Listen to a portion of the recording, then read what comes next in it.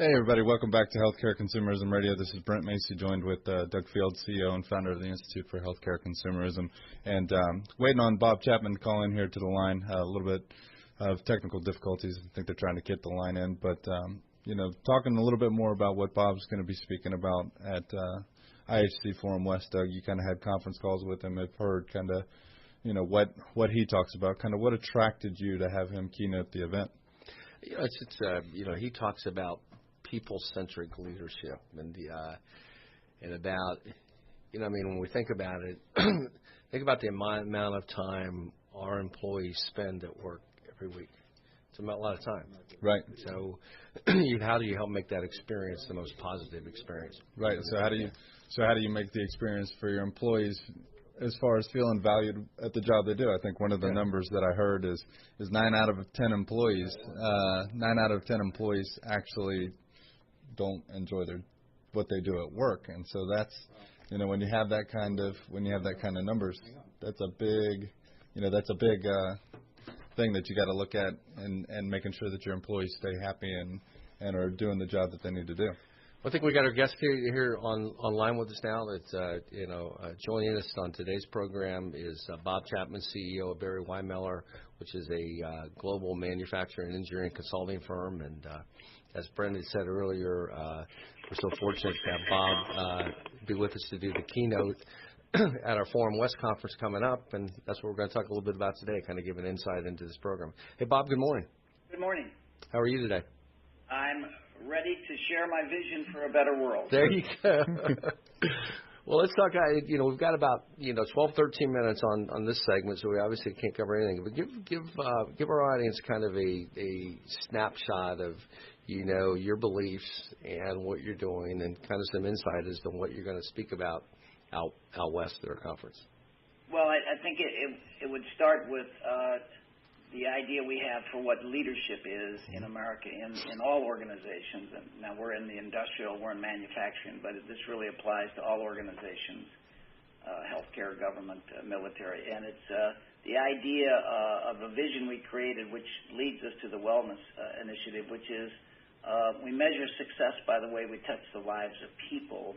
And that led us on a journey to create what we call truly human leadership. Mm-hmm. And truly human leadership is the view that those people that walk into our building every day, into our organizations, are somebody's precious child, and we are stewards of that life in the 40 hours a week, whatever time we have. And the way the environment we create for them will have a material impact on their lives and on their ability to share their gifts with us and feel a sense of appreciation. So it's called Truly Human Leadership. And again, it's about viewing those people whose lives we touch as significant and focusing on, in this case, the well-being of those lives. Now, you didn't start out, with doing this with the focus at all on health and benefits. You and I have talked about this before, but right. What's been the impact on health and benefits within your organization? Well, we began this in the area of safety, because we say we want our people, in Truly Human Leadership, we want our people to return home safe each day, not getting hurt. We want them to be well, healthy, and we want them to be fulfilled. And the journey began when we realized that 88% of all people who go to work in American companies feel they work for an organization that doesn't care for them. So we're creating a great deal of stress, and stress is a great underlying cause of the health issues that we try to medicate.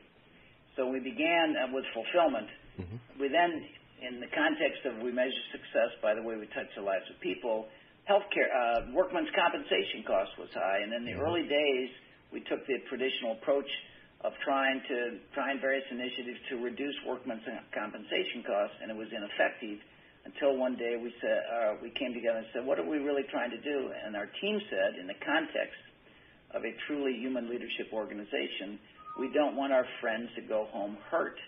That dramatically changed our safety record, because people could relate to not wanting their friends to get hurt. Workman's compensation costs was our finance department and our organizational focus, but when we shifted it to we don't want our friends to get hurt, it dramatically reduced our workmen's compensation costs. And this last year, as we began to, because we said safe, healthy, and fulfilled, as we began to focus on the word wellness, we realized that what we were doing is we were taking the traditional approach in terms of wellness of informing people so they could make better choices. The kind of the classic management style program that if we inform people, we will clearly change their behavior. And what we realized is that we weren't using the power of the leadership program we had, which is to inspire people to be healthy. And therefore the information is kind of, to me, when you inform people, it's like pouring water on a rock. Mm-hmm. But when you create a truly human leadership organization and you inspire people to make healthy choices with a vision that relates to how we want each person to feel, then people want to embrace that information. They want to live healthier lives, and you create kind of this altruism, this environment where people genuinely care for each other without expecting anything in return. So we began this initiative, and we are just beginning to roll out some of the programs that inspire, using the same techniques we do in the other facet of safety and our work environment to bring it to wellness. So, again, it's just like how do you get your children to make healthy decisions? It's no different than getting the people that we work with to make healthy decisions. So engagement, Bob, is a big problem out in the marketplace. So through this inspiring, messaging and, with your employee population, that ultimately leads to better engagement? The answer is I'm going to use the word altruism because two universities studied our culture in the last year. And again, I'm going to repeat, 88% of all people feel they work for an organization that doesn't care for them. So why, when we roll out these HealthCare Consumerism and all these other health initiatives to try and get our people to live healthier lives, it's no wonder that people don't embrace that, because the organization itself sends a message. It's not really you we care about. It's the cost of healthcare we care about. Right. And so we wonder why people don't embrace it, but we are sending that message into a broken culture. Yeah. And we're a stressful culture, which creates the very health. So in many ways, the organizations themselves are causing a great cause of the unhealthiness, because stress is a huge factor in health. And we are creating that stress. And then we are telling people, well, now you need to be more healthy, and you need to buy better your healthcare products. And somewhere deep inside of them, this just doesn't match. You don't really care about me. You just don't want to spend much money on my healthcare. And until you create an environment where people feel that what they do and who they are matters, you won't wiggle the needle with all these programs. They're just going to be artificial cost reduction programs, not genuine caring programs. How do you deal with it? And that makes perfect sense, Bob.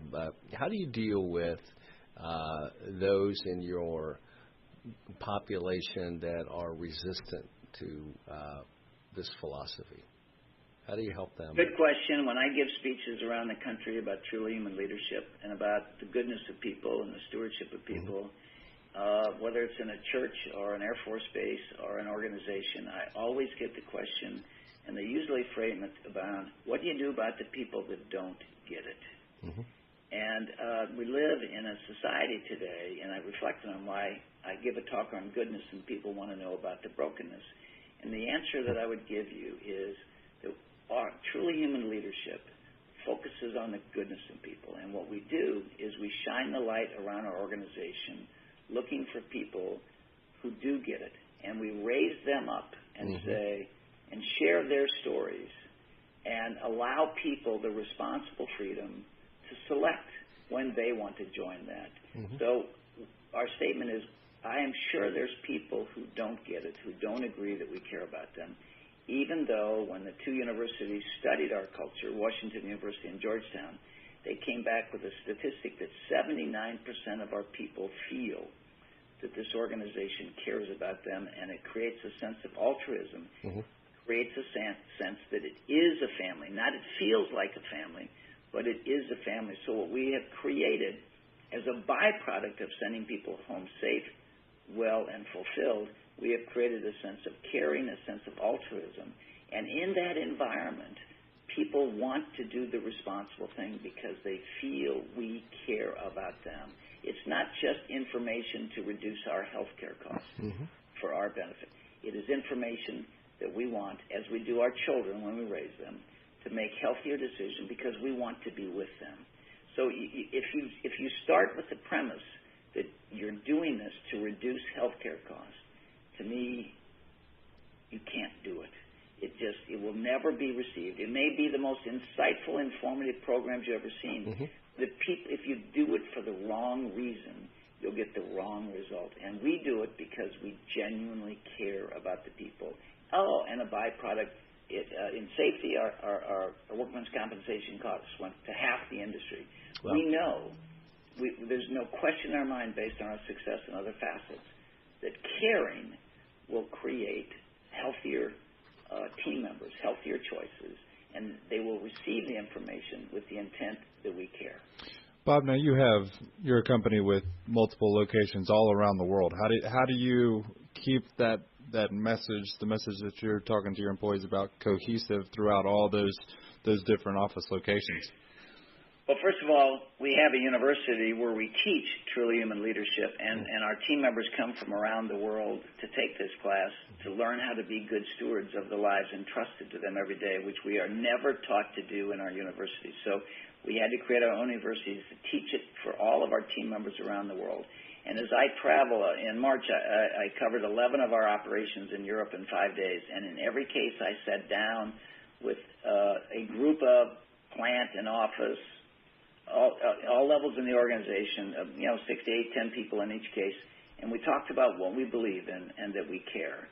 And so I would say to you, we have found, because we have operations, we have 5 operations in Italy and 6, I think, in England and Budapest and Frankfurt and Brussels, and so we have in India, and I would say to you that it is universal that people want to know who they are and what they do matters, and we have found it is universal in the world that organizations are focused on numbers, and the reason that people believe we are focused on healthcare consumerism is to reduce our costs, not because we care about them. And that is the power of our message.